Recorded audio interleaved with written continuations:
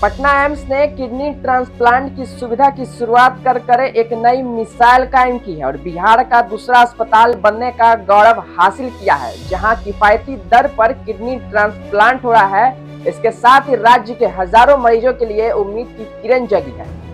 बिहार में kidney transplant की सुविधा अब आईजीआईएमएस के बाद पटना एम्स में भी शुरू हो गई है। हाल ही में 56 वर्षीय मां ने अपने 34 साल के बेटे को और 53 वर्षीय पिता ने अपनी 19 वर्षीय बेटी को किडनी देकर उनकी जान बचाई। पटना एम्स के कार्यकारी निदेशक डॉक्टर सौरभ ने बताया कि अब तक 2 मरीजों का किडनी ट्रांसप्लांट सफलतापूर्वक किया गया है और 6 नए मरीज कतार में हैं। हमारा लक्ष्य है कि भविष्य में हर सप्ताह 2 मरीजों का ट्रांसप्लांट किया जाए। फिलहाल हम महीने में 1 या 2 ट्रांसप्लांट कर रहे हैं। सबसे बड़ी बात है कि पटना एम्स में किडनी ट्रांसप्लांट केवल 3 से 3.5 लाख रुपए में किया जा रहा है, जबकि निजी अस्पतालों में यह खर्च 10 लाख रुपए तक हो सकता है।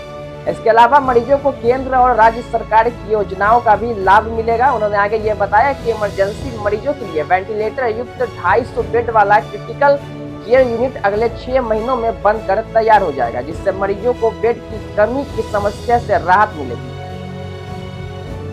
तो ये पटना एम्स का एक बड़ा कदम है जो राज्य में स्वास्थ्य सुविधाओं के लिए नए आयाम स्थापित कर रहे हैं। लोगों को किफायती इलाज और बेहतर सुविधाएं मिल रही है। आने वाले समय में ये सुविधा हजारों मरीजों के लिए जीवनदायक साबित होगी। उम्मीद है कि यह पहल बिहार के अन्य क्षेत्रों में भी प्रेरणा बनेगी। पटना से अजीत यादव की रिपोर्ट। जनवरी को प्राप्त हुई है कि यहाँ पे किडनी ट्रांसप्लांट का प्रोग्राम सफलतापूर्वक किया गया है, उसकी जानकारी साझा करने के लिए की गई है। और यह प्रोग्राम कई वर्षों से विचाराधीन था, लेकिन कार्यान्वित ये 20 जनवरी को हुआ और 21 जनवरी को 2 ट्रांसप्लांट 20 और 21 को हुए हैं।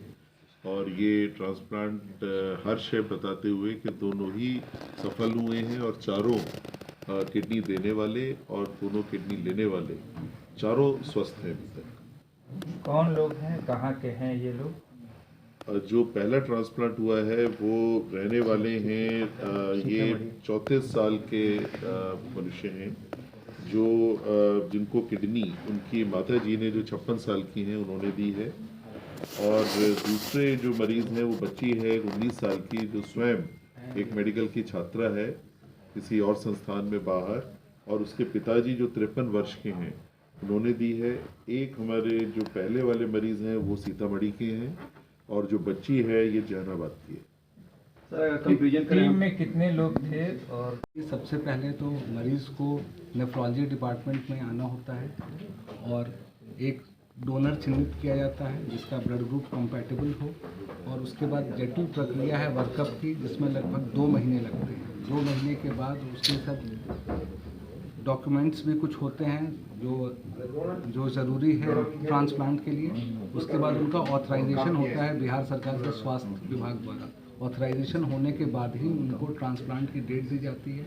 ट्रांसप्लांट के बाद लगभग 14 दिन तक वो हमारे अस्पताल में रहता है, फिर उनकी छुट्टी हो जाती है और उनकी दवाइयाँ जीवन भर चलती हैं। और शुरू के साल में महीने में एक बार और फिर बाद में जो है 3 महीने में एक बार उसे फॉलोअप के लिए भी आना पड़ता है।